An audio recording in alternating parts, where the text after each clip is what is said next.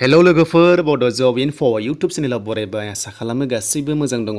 Grade 3 आरो 4 ओंखारदों भेटेनारि डिपार्टमेन्टआव दा बिनि लास्ट डेटआ 24 सेप्तेम्बर। दा बे भेकेन्सिया बबेनिफ्राय फैदों आरो मा नांगौ आं नोंथांमोननो गासिबो डिटेल्स होगासिनो दङ। थ' बेनिखायनो भिडिअखौ नोंथांमोना नायलांबाय थादो। दा बेयाव नोंथांमोना 8 पास जादोंब्लाबो एप्लाइ खालामनो हागोन ग्रेड 4 आव आरो जायफोरा 10 पास 12 पास ग्रेजुवेट ग्रेड 3 आव एप्लाइखौ खालामनो हायो। नाथाय एप्लाइआ अफलाइनसो जागोन आरो एग्जामाबो अफलाइन एग्जाम जायो। थ' नोंथांमोना भिडिअखौ नायलांबाय था गासिबो डिटेल्सखौ मोननो। दा जायफोरा दासिमबो चेनेलाव साबस्क्राइब खालामाखै नोंथांमोना खालामना लानो हागोन बेबायदि साख्रिनि आपडेट मोनबाय थानो। दा बिदिब्ला गोबाव खालामला जों थांसै अफिसियेल नटिफिकेसन नायनोसै। दायो आं अफिसियेल वेबसाइटआव फैबाय आरो बे भेकेन्सिया फैदोंमोन कार्बि आंलंनिफ्राय। नोंथांमोना बेयाव नुनो मोनदों कार्बि आंलं। दा बेनिफ्राय फैदों भेकेन्सिया। दा बेयाव सोर एप्लाइ खालामनो हायो आरो बेसेबां क्वालिफिकेसन नांमारगौ आरो डिप्ल'मा नांगौ नोंथांमोना भिडिअखौ नायलांबाय थादो। नाथाय डिप्ल'मा गैयाबाबो नोंथांमोना इजिलि बेयाव एप्लाइखौ खालामनो हागोन।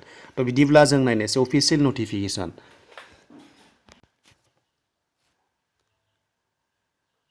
दा लोगोफोर नैबे जाबाय एडभार्टाइजमेन्टआ। दा बेयाव नायदो नै लोगोफोर। दा बेनि एग्जामा जागोन अफलाइन आरो रिटेन एग्जाम जायो, स्किल टेस्ट लानाय जागोन, लोगोसे भाइभा भइस नोंथांमोनखौ लास्टआव लानाय जायो जायफ्रा सिलेक्सन जागोन। आरो बेनो जाबाय भेटेनारि डिपार्टमेन्ट कार्बि आंलंनिफ्राय फैनाय आरो लोगोसे वेस्ट कार्बि आंलं। दा ग्रेड 3 आरो 4 जागोन लोगोफोर आरो बे एप्लाइआ अफलाइन जागोन। बेनिखायनो नोंथांमोना बेखौ स्टेन्डार्ड फर्मावसो फिलआप खालामनानै साबमिट खालामनांगोन भेटेनारि अफिसाव। दा बेनो जाबाय कार्बि आंलंआव। नोंथांमोना बेयाव हैनांगोन। थ' बिनिफ्राय जों नायनोसै दाना फिस। दा जेनेरेला 20 रुपिस पे खालामनांगौ आरो एसटिफ्रा 10 रुपिस पे खालामनांगौ बेयाव। दा बेनिफ्राय पस्टआ नायदो नै गोबां रोखोमनि पस्ट दङ नोंथांमोना बेयाव नुनो मोन्दों। दा फार्स्टआव दङ इलेक्ट्रिशियान सासेल' दङ बेयाव। बेनिफ्राय ग्रेड 3 जागोन बियो। स्किल फेया 14,000निफ्राय जागायनानै 60,500 आरो ग्रेड पे थायो 6,200। HSLC पास खालामनांगोन लोगोसे ITI डिप्ल'मा नांथारगोन बेयाव अब्लासो एप्लाइखौ खालामनो हायो दङब्ला। दा फिल्डमेनाव नोंथांमोना सासेल' मोन्दों आरो ग्रेड 3 जागोन बेबो। सेलेरिया 14निफ्राय 60सिमानो बेबो। बेनिफ्राय 5,200 ग्रेड पे दङ। आं सेलेरिखौ बुंबाय थाला लोगोफोर गासैखौबो बुंला मानोना गोलाव जागोन भिडिअआ। बेयाव HS पास जानांगोन बेनिफ्राय 6 मान्थ्स डिप्ल'मा कम्पिउटार थानाय जानांगोन अब्ला नोंथांमोना एप्लाइखौ खालामनो हायो। दा नाम्बार 3आव दङ लोगोफोर प्लाम्बार। दा बेयाव नोंथांमोना ग्रेड 3 नुनो मोन्दों। बेनिफ्राय स्किल पेखौ नायदो। बेनिफ्राय HSLC पास खालामनाय जानांगोन ITI नांगोन बेयावबो। दानिया नाम्बार 4, 5, 6, 7, 8आव नोंथांमोना नुनो मोन्दों। दा पिउनाव सानै दङ ग्रेड 4 गोजा बे गासैबो बेयाव 8 पास जानाय लोगो लोगो एप्लाइखौ खालामनो हागोन। जायखिजाया 8 पासनिफ्रायनो बेयाव एप्लाइखौ खालामनो हायो आरो 10 पास 12 पास गासैबो हागोन ग्रेड 4 लेभेलाव नोंथांमोना बेयाव नुनो मोन्दों।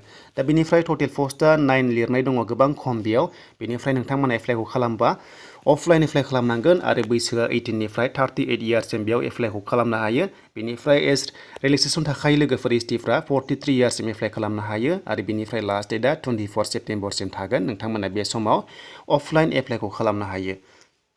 थ' बिनिफ्राय नाम्बार 5आव गासैबो डकुमेन्ट्स नोंथांमोना हरफानांगोन बार्थ सार्टिफिकेट कास्ट सार्टिफिकेट दा बेबायदि हरनांगोन आरो गासैबो नांगौखौ हरनांगोन। बेनिफ्राय सेल्फ एटेस्टेड होनानै नोंनि फट' कपिस हरफानांगोन। थ' नोंथांमोना बेखौ हरनांगोन कार्बि आंलं भेटेनारि अफिसाव। थ' नोंथांमोना बेखौ हैनो हायो। थ' आसा खालामो नोंथांमोना बुजिबाय जानांगौ आरो लोगोसे बिनि लास्ट डेटआ 24 सेप्तेम्बरसिम थागोन आरो नोंथांमोननि एग्जामनि डेटखौ निउस पेपाराव होना बुंदों। दानि लोगोफोर बेनोसैमोन।